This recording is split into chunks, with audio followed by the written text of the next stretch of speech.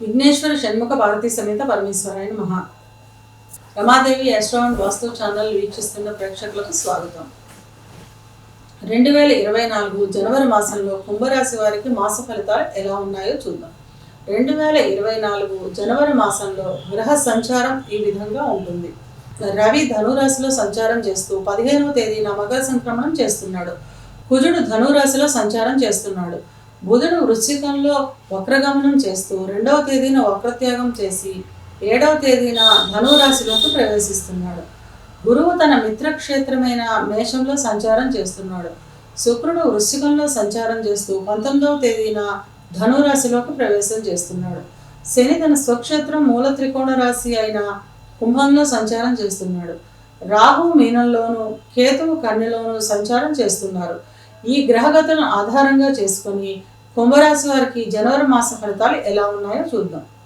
ధనిష్ట 3-4 పాదాలు, శతభిష 1-2-3-4 పాదాలు, పూర్వభాద్ర 1-2-3 పాదాలు కలిపి కుంభరాశిలో ఉంటాయి.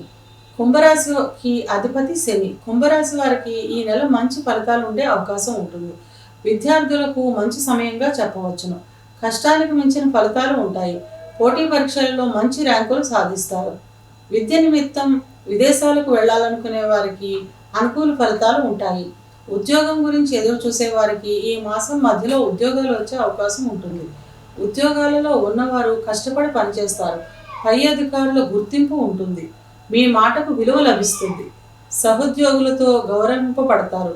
ఇక వ్యాపార రంగంలో వారికి మంచి లాభాలు ఉంటాయి. రాని బాకీలు వసూలయ్యే అవకాశం ఉంటుంది. తద్వారా వ్యాపారాభివృద్ధి ఉంటుంది.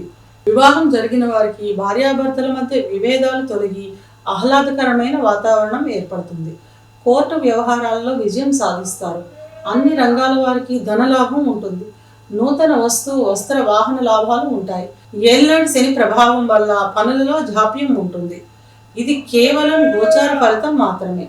గోచార ఫలితాలు జన్మజాతక చక్రంపై ఆధారపడి ఉంటాయి కనుక పూర్తి ఫలితాలు తెలుసుకోవాలి అనుకునేవారు జన్మజాతక చక్రం విశ్లేషణ చేయించుకోవడం ద్వారా పూర్తి ఫలితాలను తెలుసుకోవచ్చు.